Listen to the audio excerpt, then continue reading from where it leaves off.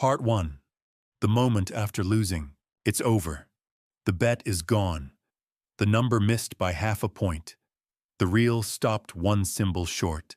The parlay died on the final leg. And yet you're not thinking about loss. Not yet. You're thinking about how close it was. About what it would have meant if it hit. About how next time it will. Your pulse is still racing. Your hands are warm, your jaw tight, your vision a little narrow. You don't know it, but your body is still inside the chase, because chemically, you haven't lost yet. The dopamine hasn't crashed. It's hovering, waiting for the next spark of hope to ignite it again. That's the first illusion of gambling addiction. The loss isn't when the money disappears. The loss is when the body stops believing it can win it back. In those moments after a bet fails, the brain lights up like a storm. The prefrontal cortex, logic, restraint, reasoning, goes dim. The limbic system takes over. Adrenaline, cortisol, dopamine. It's a chemical cocktail of survival and craving, indistinguishable from fear or hunger. You feel alive and dead at the same time. The rush that was meant to reward victory now drives desperation. The same neurotransmitters that evolved to help humans hunt, compete, and survive are now aimed at a glowing rectangle in your hand. Your brain doesn't know it's a game. It thinks it's life or death. So it sends one message loud and clear: fix this. Gamblers call it the chase. Clinicians call it loss-chasing behavior. Neuroscientists call it the continuation of dopaminergic activation despite negative outcomes. But no term captures what it really feels like. It's not greed. It's rescue. You're not trying to win. You're trying to undo losing. And that distinction changes everything. Because once your mind frames recovery as redemption, every future bet feels noble. It feels like a comeback story. And comeback stories are the most powerful lies the brain can tell. In a healthy reward system, dopamine spikes when you win and falls when you don't. But in a gambler's brain, the spike comes from the anticipation, the moment before the result, the maybe, the almost, the what if. That's why the crash after a loss doesn't stop the chase. It amplifies it. Because the absence of reward feels like unfinished business. The brain demands closure. And the only way to get closure is another spin, another bet, another chance. It's a perfect loop. Loss triggers hope. Hope triggers dopamine. Dopamine demands action. Action creates more loss. Repeat until collapse. In that loop, time warps. 5 minutes become 2 hours. $100 becomes, I'll get it back later, and later becomes tomorrow, and tomorrow becomes next paycheck. The chase erases memory. It rewrites reality. Every near miss, every bad beat, every time you were so close, it all stacks into a phantom narrative where winning isn't random anymore. It's due. You stop gambling to win. You gamble to make sense of losing. This is the quiet horror of gambling addiction. The brain confuses loss with progress. It interprets pain as proximity to reward. It tells you that the suffering means you're close. That if you just stay in the game a little longer, everything will balance out. But the game never balances out. It was designed not to. And by the time you realize that, the body's chemistry has already made the decision for you. Your hands are moving before your thoughts catch up. You're placing another bet not because you believe, but because belief is the only thing holding you together. Every gambler remembers that moment. Not the big win, not even the worst loss, but that quiet in-between, where logic whispers, walk away, and something deeper screams, one more. That's the point where addiction takes over. Not with fireworks, but with a whisper that sounds exactly like hope. The chase doesn't start with winning. It starts with not being able to stop losing. Part 2. The biology of the bet. Every addiction begins as a shortcut to pleasure. But gambling is different. It's not a chemical you consume. It's a chemical your brain produces against its own will. To understand the chase, you have to understand the circuitry behind it. The biological slot machine hidden inside every human mind. Deep in the midbrain lies a strip of tissue called the mesolimbic dopamine pathway. It connects two regions that dictate nearly everything about human motivation: the ventral tegmental area, VTA, the ignition switch; the nucleus accumbens, the reward center, where desire becomes movement. When you experience something pleasurable, a laugh, a kiss, a jackpot, neurons in the VTA fire and flood the nucleus accumbens with dopamine. That chemical surge doesn't create happiness, it creates anticipation. It tells the body, do that again. Evolution built this loop for survival, to help us chase food, reproduction, discovery. But gambling hacks it perfectly. It replaces survival cues with uncertainty. And uncertainty, it turns out, is stronger than reward. Psychologists discovered this decades ago. B.F. Skinner's pigeons didn't peck because they were hungry. They pecked because they didn't know when the food would come. The pattern was called a variable ratio reward schedule. In plain language, rewards given at random intervals create the highest rate of repeated behavior. Casinos, video games, stock apps, even social media notifications all use that same structure.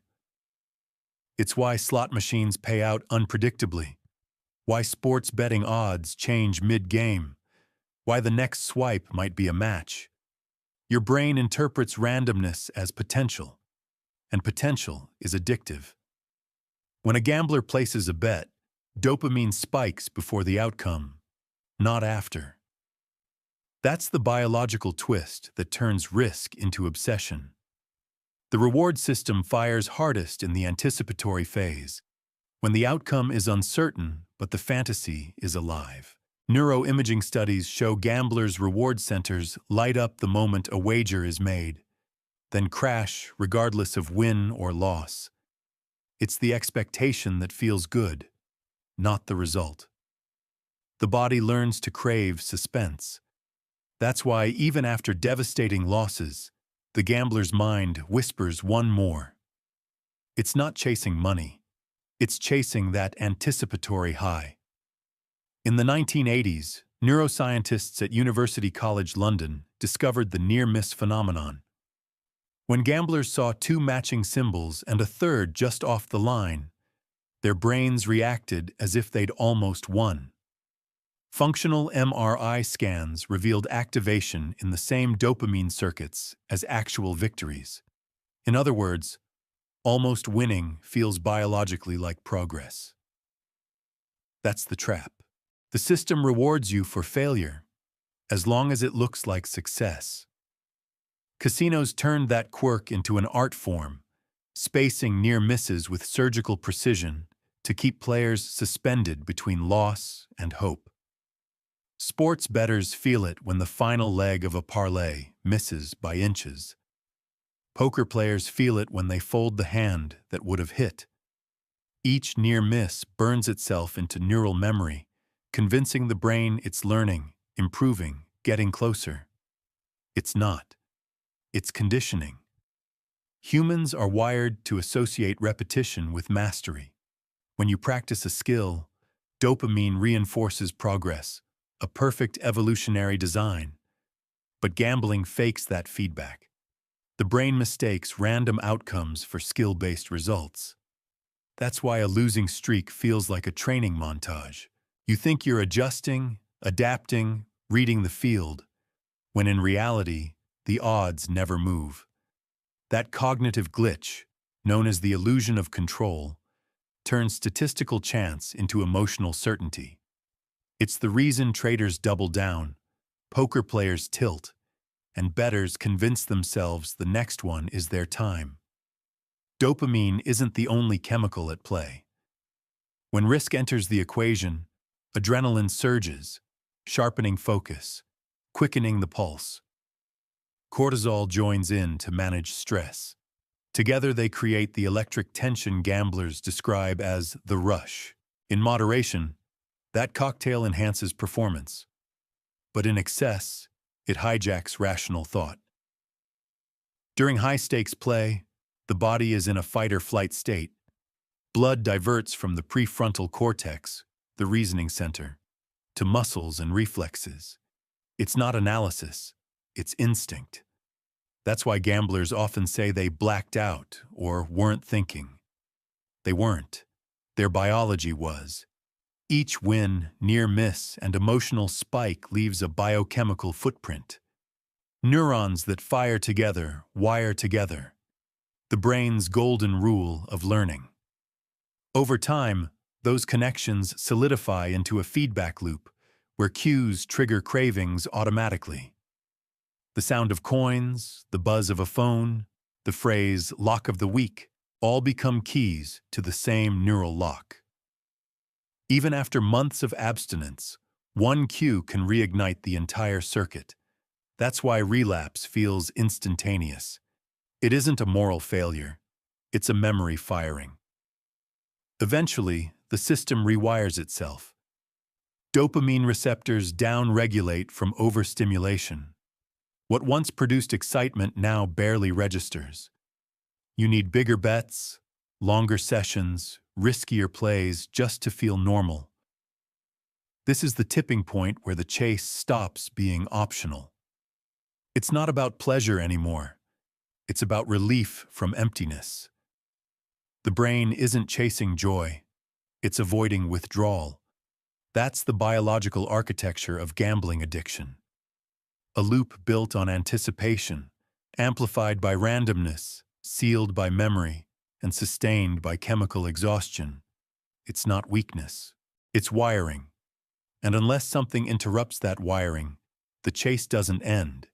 It just changes form. From bets to markets, from parlays to apps, from reels to rewards. Different stage, same circuitry. The body keeps playing long after the money's gone. The illusion of control is the most seductive lie in gambling. It's the idea that if you study enough, bet smart enough, manage emotion well enough, you can bend chance into submission. It's the belief that the outcome isn't random anymore. It's personal. Every gambler has felt it. The quiet certainty that this one will be different because you're different now. It begins innocently, with a few wins that feel earned. You spotted a pattern, made a sharp call, read momentum like an insider. The brain, desperate to find order in chaos, rewards that perception with dopamine, the chemical signature of confidence. It doesn't care if the success was random. It just knows you predicted it. That spark of mastery hardens into identity. You're no longer a participant. You're the one who gets it. But randomness always reclaims the wheel. Losses follow wins, not as punishment, but as statistics catching up. Yet the mind resists that truth. Cognitive psychologists call it the illusion of control. The tendency to overestimate one's influence over events determined by chance. It's why people blow on dice, why poker players tap the table the same way every time, why sports bettors believe they can feel the outcome before kickoff. The irony is that intelligence doesn't protect you from it. In fact, smarter people often fall harder. They have more tools to rationalize. Every loss becomes a problem to solve, every streak a data set to analyze. The chase disguises itself as logic. You're not addicted, you're studying. You're not losing, you're recalibrating. You're not desperate, you're due. This belief system runs deeper than pride. It's rooted in the human brain's intolerance for uncertainty. We are pattern-seeking animals.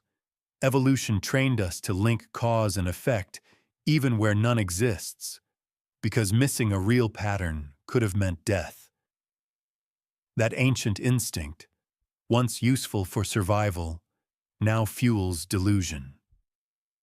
Your mind searches the randomness of cards, odds, and spreads for meaning it will never find, and every false pattern feels like proof you're learning.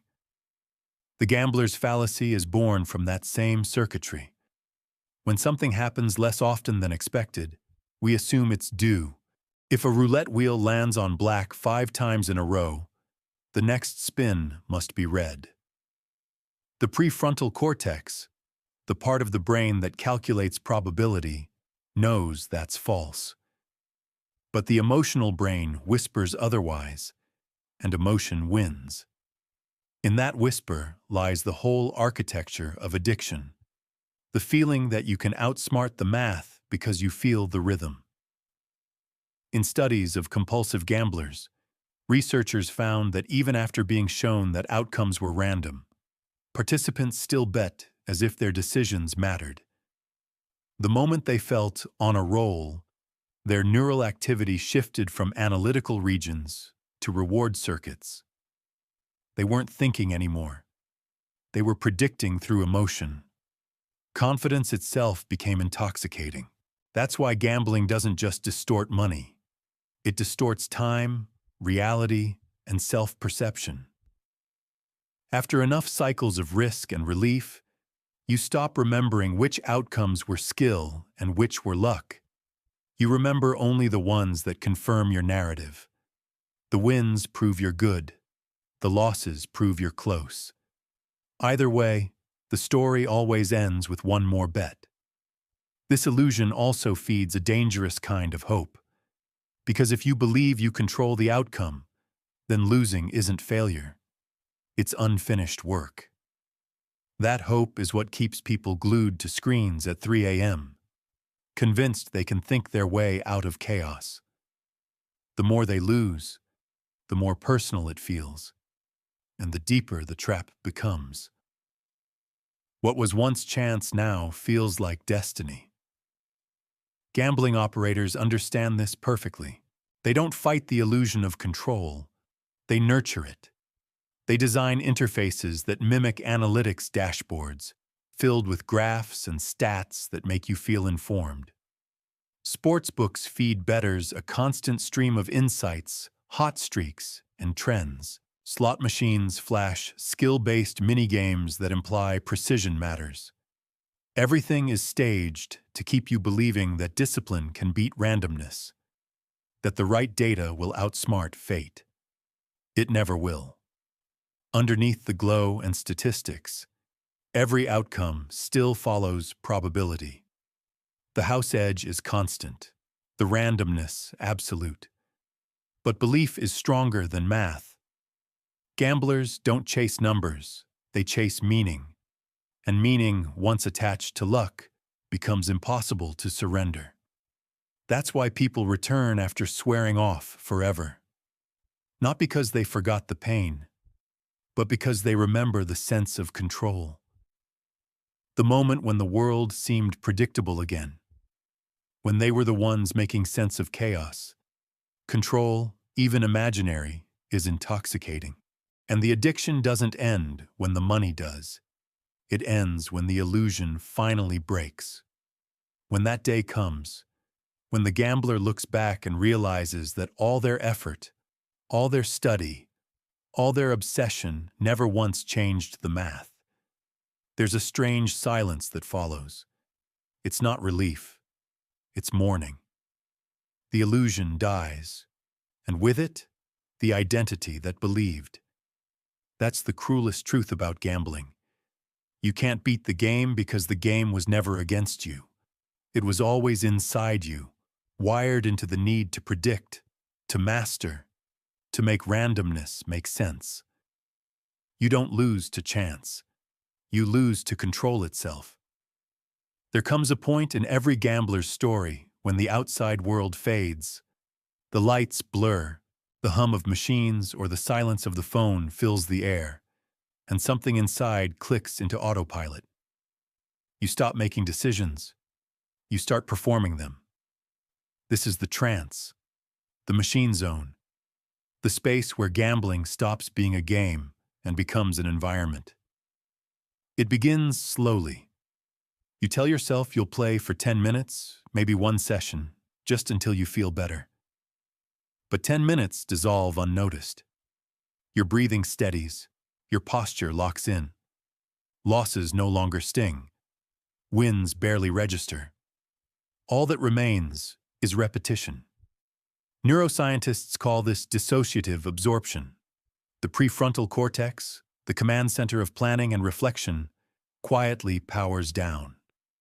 Activity shifts to the striatum, the part of the brain that handles habits and automatic sequences. You are still conscious, but not self-aware. The brain has switched from narrative to loop. Casinos learned long ago to cultivate this state. No clocks, no windows, steady temperature, rhythmic sounds, endless availability. The environment removes every cue that might break the spell. Online platforms copied it perfectly. Infinite scroll, quick reload, frictionless deposits. Each feature engineered to eliminate pause. In the trance, time stops behaving. Minutes expand and collapse unpredictably. You feel suspended in a bubble where consequences don't exist yet. Psychologists studying slot machine players found they could sit motionless for hours without realizing it. Their brainwaves resembling those of people in deep meditation. Except the purpose isn't peace, it's escape. The escape isn't from money, it's from self. For many, gambling is the only time the noise of guilt, failure, and fear quiets down. Inside the loop, there's no past or future, only now, and now is mercifully numb. That's why people return even when they hate what it's doing to them. The trance is a reprieve, pain deferred by repetition. Physiologically, the state is measurable. Heart rate variability decreases. Cortisol levels stabilize even as losses mount. The nervous system interprets the pattern itself as safety. The body would rather stay in predictable chaos than face unpredictable silence. Addiction isn't only pursuit of pleasure, it's fear of re-entry into reality. Researchers describe a phenomenon called flow, a state of complete immersion often celebrated in artists and athletes. The machine zone is its dark twin, focused, effortless, detached, but aimed at nothing. In healthy flow, the mind merges with purpose. In the gambling trance, it merges with void. You are not achieving, you are erasing. That erasure becomes addictive because it feels like relief. Each spin, each refresh, each wager dulls the edges of self-awareness. You forget the bills, the fights, the disappointments. You forget you were trying to forget. The longer you stay inside, the harder it becomes to remember why you ever wanted to stop. When gamblers describe this state, they rarely mention excitement. They talk about calm. They talk about stillness, about disappearing into motion. That's the paradox. The body racing, the mind gone quiet. A synthetic serenity bought with chaos. Eventually, exhaustion breaks the spell. The screen goes dark. The session ends. The silence floods back in. For a brief second, you feel weightless, as though you've been released from gravity. Then the crash hits. The adrenaline drains, dopamine plummets, and the emptiness you were hiding from returns doubled. That's when shame walks back into the room. The trance never really ends. It pauses. The brain remembers the doorway, the sequence of cues that led there. One sound, one notification, one commercial can reopen it. That's why people who quit still dream of betting, still feel phantom urges during stress. The mind has built a parallel world where escape is always one click away. In that world, there is no win, no loss, no goal. There is only continuation. It's not about pleasure anymore. It's about existence inside the loop. And once you've lived there, reality feels too loud, too slow, too real. That is the trance. The moment the game stops needing you to believe, because it has already replaced belief with routine. It doesn't matter if you think you're done. The body knows the way back. When the trance finally breaks, the silence feels foreign. The buzz of the machine, the flicker of the screen, the rhythm that carried you, gone. For a moment you sit perfectly still, unsure whether the session lasted minutes or hours. Then the noise inside returns. It starts in the body. The adrenaline that kept you upright drains away. Muscles ache as though you've been sprinting. Your stomach knots. Your mouth is dry. Your heartbeat slows to an irregular crawl. The dopamine that once surged in expectation collapses, leaving a hollow ache where excitement used to live. Neuroscientists call it post-reinforcement depression, the brain's chemical hangover after an overstimulated reward system. Cortisol, the stress hormone, spikes to replace the fallen dopamine. It's the body's emergency brake, dragging you back toward equilibrium. But balance feels unbearable. After hours of artificial anticipation, calm feels like emptiness, and emptiness feels like failure. That's when panic begins to whisper. You replay every hand, every spin, every leg of the parlay in forensic detail, looking for the one mistake that doomed you. If you can find the reason, maybe you can reverse it next time. This is the second trap. Rumination, a cognitive loop where the brain tries to transform shame into strategy. The same neural pathways that once chased reward now chase explanation. You aren't searching for understanding, you're searching for permission to go back. Psychologically, the crash is indistinguishable from withdrawal. The gambler's brain, deprived of dopamine, interprets the deficit as danger. Symptoms mirror those of stimulant detox: anxiety, irritability, restlessness, insomnia. Clinical studies show heightened activity in the amygdala, the brain's fear center, immediately after heavy gambling sessions. You don't just feel bad, you feel threatened. And because the threat is internal, the only perceived escape is another hit of uncertainty. That's why relapse so often happens within hours. The mind frames the next bet not as recklessness, but as repair. You tell yourself it's about getting even, proving control, erasing humiliation. Biologically, it's about restoring neurochemical balance. The next wager becomes medicine for the sickness caused by the last one. Emotionally, the crash carries a unique flavor of guilt. Guilt without resolution. With substances, there's an external culprit you can blame. With gambling, the weapon was your own decision. That self-inflicted nature turns remorse into self-disgust. You swear you'll never do it again, and in that vow you feel a flicker of relief, another small surge of dopamine. The brain records it as progress, not punishment. Even repentance becomes part of the loop. Family and friends often misread this phase as clarity, but it's closer to paralysis. Inside, two systems are fighting: the rational cortex drafting promises, and the reward circuitry quietly planning its next opportunity. It's a biochemical tug-of-war where sincerity doesn't guarantee control. You mean it when you say you're done. You also mean it when you say you'll win it back. Both truths coexist until one of them finds a trigger. During the crash, sleep rarely comes easy. The mind replays highlight reels of what almost worked, what nearly hit. Every near miss lights up the same neural clusters as a win, reigniting dopamine just enough to keep you restless. You drift between shame and fantasy until morning, caught in the half-dream of redemption. By sunrise, the brain has reframed the narrative again. The pain of loss dulls faster than you expect. The analytical mind edits the memory, trimming out the despair and amplifying the excitement. That's reward memory bias, the tendency to recall the thrill more vividly than the crash.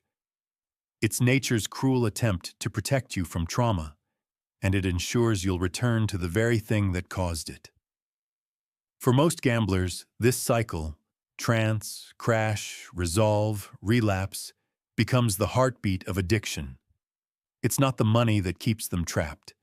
It's the oscillation between chaos and calm. Each swing resets the chemistry, briefly making life feel vivid again. Without the game, the world feels flat. So the crash, unbearable as it is, becomes proof that they were alive. The recovery community calls this emotional dysregulation. The addict's baseline has shifted. Ordinary peace no longer registers as comfort. It feels like boredom, and boredom feels like withdrawal. The nervous system, trained for volatility, now demands it. There's a moment, usually after an especially brutal loss, when the gambler finally stops chasing and simply stares. No adrenaline, no hope, just the realization that nothing outside will fix what's happening inside. It's a moment of awful clarity, brief and fragile. Some reach for help right there. Most don't. Because clarity isn't comforting, it's grief. You're not mourning the money. You're mourning the illusion that you were ever in control. The crash is that funeral. It strips away fantasy until only two instincts remain: hide or rebuild. And rebuilding means facing a brain that no longer trusts its own chemistry. It means learning to live without the constant pulse of possibility. It means letting boredom come back as a sign of healing, not failure. But in the hours after the crash, none of that seems possible. All you know is the silence, the shaking hands, the thought that maybe, if you could just win once, the noise would quiet again.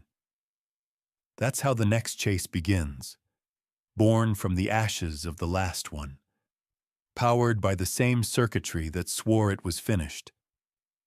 Long after the cards are gone and the accounts are deleted, the brain still remembers, not in words or thoughts, but in chemistry. Every spin, every sound, every near miss left a trace, tiny electrical signatures buried in networks that don't forget. Addiction lives there, not as memory, but as readiness. All it needs is a spark. Neuroscientists call it cue-induced craving. When a recovering gambler sees an ad, hears a crowd roar, or catches the faint chime of a slot machine in a commercial, the limbic system lights up as if the game were happening again. Dopamine surges before logic intervenes. It's a false start, a biochemical flashback. The conscious mind says, "I'm over this," but the body replies, "We're back in it." Inside the amygdala and hippocampus, regions that store emotional learning, those cues have priority access. They bypass reasoning and speak directly to reflex. That's why relapse often feels instantaneous. One image, one notification, one joke about odds, and suddenly you're halfway to placing a bet. It's not a choice. It's a reflex dressed as choice. Brain scans of abstinent gamblers show that even years later, exposure to gambling imagery triggers increased activity in the ventral striatum, the same region responsible for craving in cocaine users. The circuits don't disappear with abstinence. They lie dormant like fire under ash. Therapy, support groups, recovery programs, they teach you to keep the ashes cold, but the fuel remains. The industry knows this too. They design advertisements around nostalgia, the music, the slogans, the faces of old heroes celebrating responsible fun. Every pixel is calibrated to wake dormant pathways. They call it re-engagement. Clinicians call it sabotage. Even the brain's reward memory betrays recovery. It exaggerates the highs and blurs the lows. The nights of terror fade. The brief wins sharpen. You remember laughter, confidence, camaraderie, not the panic afterward. It's selective editing, driven by dopamine's role in encoding emotional salience. The brain doesn't preserve reality, it preserves significance. And in gambling, significance is measured in spikes, not consequences. This is why distance and abstinence alone aren't cure. Recovery requires retraining attention. Each time you notice a trigger without obeying it, new neural connections form. The prefrontal cortex, the region for decision and restraint, slowly reasserts authority. It's called neuroplastic repair, the process of teaching the brain to interpret cues as warnings, not invitations. But it takes time, repetition, and often help. There's no switch to flip. It's the slow rebuilding of meaning. In early recovery, this vigilance feels exhausting. Every commercial, every sports score, every payday becomes a test. But that effort is the workout the brain needs. Each resisted urge weakens the old circuitry by millimeters. Eventually, the cravings shrink from roars to whispers, though they never vanish entirely.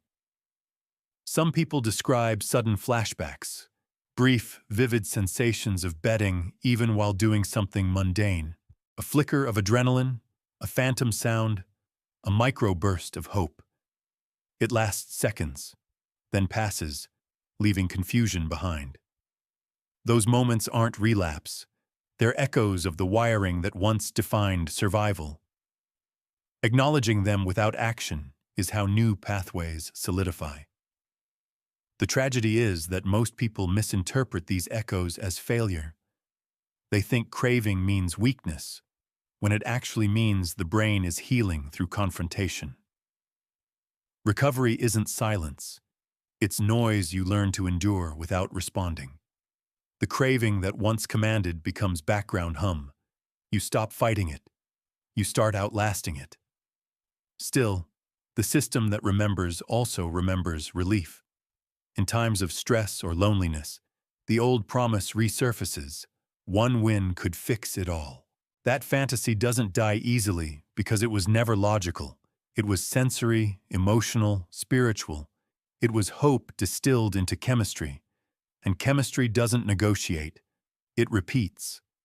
Understanding this doesn't erase risk, but it restores compassion. Addiction isn't a moral defect. It's memory misused. Your brain learned to survive through gambling, even if it kills everything else. To unlearn that is to redefine safety itself. So the brain remembers, yes, but it can also remember differently. With each day of distance, each conversation, each moment of discomfort survived, a counter-memory forms. One where survival isn't tied to a result, where relief comes from truth instead of chance. That's the quiet miracle of recovery. Teaching an organ built for repetition to believe in stillness.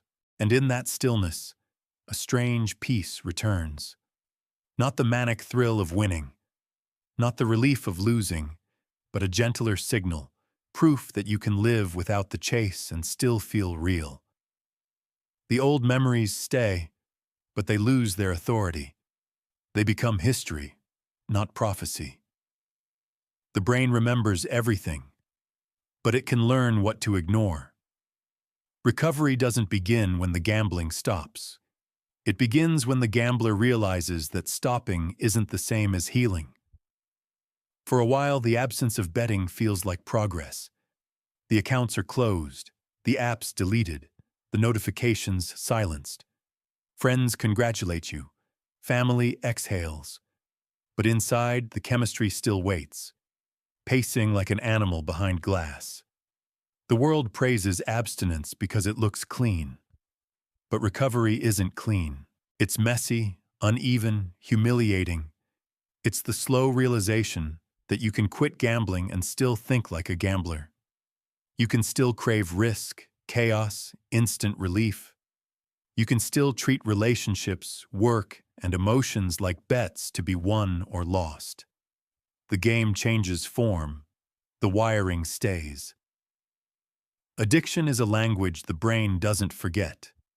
In early recovery, it tries to speak through substitutions. You chase productivity, validation, perfection, anything that sparks the same brief surge of dopamine. You tell yourself it's healthier, and maybe it is, but the pattern is identical. Anticipation, reward, crash, repeat. You've stopped gambling with money. Now you gamble with identity. Therapists call this addiction transfer, the migration of compulsion from one behavior to another when the underlying craving for regulation remains unmet. The gambler's brain, stripped of its familiar drug, searches for new odds to calculate, new uncertainty to master. It might be trading, dieting, social media, even relationships. Anything unpredictable enough to keep the loop alive. That's why recovery feels like losing purpose at first. The chase once provided structure, ritual, rhythm. Days revolved around it. Feelings had direction. Without it, time stretches wide and empty. The absence of stimulation masquerades as sadness, but it's actually withdrawal from chaos. You miss the noise because silence forces you to listen. Many relapse here, not out of defiance but nostalgia. The brain mistakes discomfort for danger and runs back to what once numbed it. Relapse isn't rebellion. It's the nervous system begging for familiarity. It takes dozens of false starts before the mind learns that stillness isn't punishment. It's healing disguised as boredom. The recovery illusion is the belief that abstinence equals immunity, that if you stay away long enough, the wiring will disappear. But neural pathways don't dissolve, they quiet. They wait for stress, loneliness, or joy, any extreme, to reactivate. The danger isn't forgetting how much gambling hurt you. It's forgetting how quickly it can feel good again. Clinicians see this pattern constantly. Months of progress followed by a single trigger. A sports season starting, a promotion, an argument. The rational voice says, "You've changed." The reward circuit says, "Let's see." And before logic can intervene, the finger moves, the bet is placed, and the loop reawakens. Yet each return isn't total failure. It's information. The mind learns where its armor is thin. Shame says, "You'll never get it right." Reality says, "You're learning how not to lie to yourself." True recovery isn't purity, it's awareness. It's knowing exactly how the trap works and choosing, 1 hour at a time, not to step in. Slowly, the brain rewires around truth instead of thrill. Dopamine begins responding to smaller, steadier rewards. Sleep, connection, routine. The emotional thermostat resets. What once felt flat now feels peaceful. It's subtle, easy to miss. But that subtlety is freedom returning. Some describe this phase as color returning to the world. Food tastes again. Music lands differently. Conversations stop feeling like transactions. There's no jackpot moment, just the slow discovery that ordinary life was what the chase was hiding all along. And even then, the ghost remains. The gambler inside doesn't vanish. It evolves. It becomes the part of you that knows what obsession sounds like and what silence costs. You start recognizing the same hunger in others, in workaholics, doom scrollers, adrenaline chasers, and you feel less alone. The addiction that once isolated you becomes a lens through which you understand everyone else. That's the quiet victory of recovery. You stop trying to erase the gambler and start learning from him. He's proof of how deeply you can care, how fiercely you can focus, how unwilling you are to give up on hope. Those traits aren't curses. They just need new direction. Eventually, you realize the goal was never to stop gambling. It was to stop needing gambling to feel alive. When that moment comes, you don't celebrate. You breathe. Because peace after years of chaos feels almost supernatural in its simplicity. The illusion of recovery dies there, replaced by something truer. Maintenance, vigilance, humility. You don't graduate from addiction. You learn to live alongside it, keeping it quiet, never forgetting what wakes it. Freedom isn't forgetting the chase. It's knowing it's always waiting and walking away anyway. There's a sound gamblers never forget. Not the clatter of chips or the digital chime of a win, but the silence that follows the last loss. It's the sound of reality coming back. For some, it's unbearable. For others, it's the first honest moment they've had in years. Addiction doesn't vanish when the bets stop. It lingers in the pauses, in boredom, in stress, in success. The same circuits that once demanded chaos wait patiently for permission to speak again. And yet, for the first time, you learn that you don't have to answer. The chase was never really about money. It was about meaning. It was about finding something powerful enough to make the noise inside quiet down. The tragedy is that the quiet was always available. It just never felt earned. You thought peace had to be won. You thought stillness had to be bought.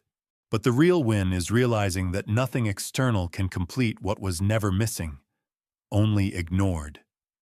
You start to see how the same patterns echo everywhere, how society rewards the chase, how algorithms amplify it, how the whole world runs on near misses and dopamine.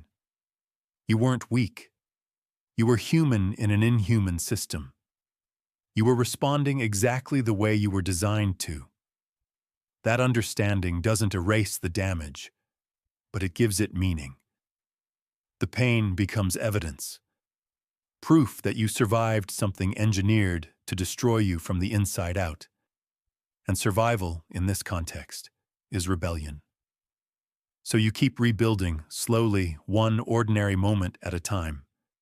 You learn that boredom is a luxury, that quiet is strength, that being okay with enough is the only way to win a game built on more. And every time the old thoughts surface, every time the brain whispers, just one more, you recognize the voice, thank it for its warning, and let it pass. That's not weakness. That's mastery.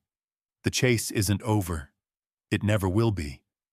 But now, it has nowhere to go. You stopped running, and it stopped winning.